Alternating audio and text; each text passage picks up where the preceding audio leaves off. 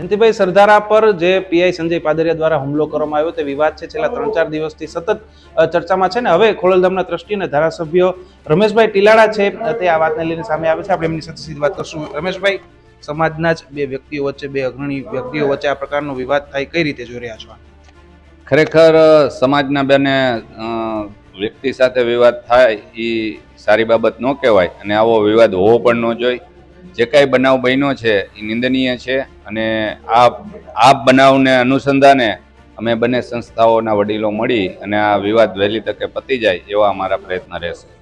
પણ મધ્યસ્થી કરવાની વાત કરી રહ્યા છો, કઈ રીતે આમાં આપ મધ્યસ્થી કરવાના છો? ચોક્કસ બંને સંસ્થાના વડીલોને મળી અને હું બધા સમજાવી અને આને વિવાદને વહેલી તકે પતી જાય અને ઘીના ટામમાં ઘી પડી જાય એવો મારા પ્રયત્ન રહેશે. જયંતિભાઈ, સરદારાએ જ્યારે મીડિયા નિવેદન આપ્યા ત્યારે અમુક ગંભીર વાતો, ગંભીર આક્ષેપો તેમણે કર્યા કે ખોડલધામને સરદારધામની પ્રવૃત્તિ ગમતી નથી, નરેશભાઈને જે સરદારધામનું વર્ચસ્વ વધે તે ગમતું નથી, એટલે તેઓના ઈશારે આ બધું થઈ રહ્યું છે તેવો આક્ષેપ જયંતિભાઈએ કર્યો છે.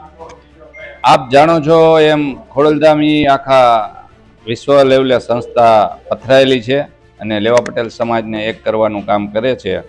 ત્યારે આવી કોઈ બાબત છે જ નહીં.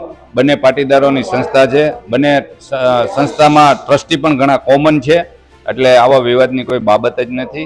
અને જે કાંઈ બાબત ગેરસમજ હશે એ દૂર કરી અને અમે વહેલી તકે આ બાબતને પૂરી થાય એવા અમારા પ્રયત્ન રહેશે.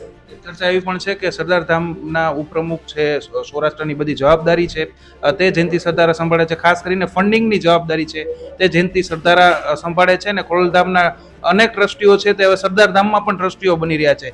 એ વાત નરેશભાઈ પટેલને નથી ગમતી એવું જયંતિ સરદારા કહી રહ્યા છે. ના, એવી કોઈ બાબત છે નહીં અને બંને સંસ્થામાં કોમન ટ્રસ્ટી છે એમ મેં પહેલાં પણ આપને જણાવ્યું. અને જે લોકો ટ્રસ્ટી છે એ બધા સમજદાર લોકો છે, વેપારી અને ઉદ્યોગપતિ છે, એટલે બંને સંસ્થાના ટ્રસ્ટીઓ છે એ અને હળીમળીને કામ કરે છે અને કરતા રહેશે.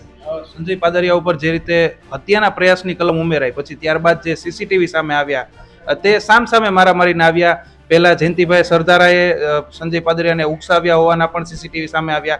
આ જે હત્યાના પ્રયાસની કલમ છે એને આપ કઈ રીતે જોઈ રહ્યા છો? કારણ કે સંજય પાદરિયા ખોડલધામ સાથે સક્રિય રીતે જોડાયેલા.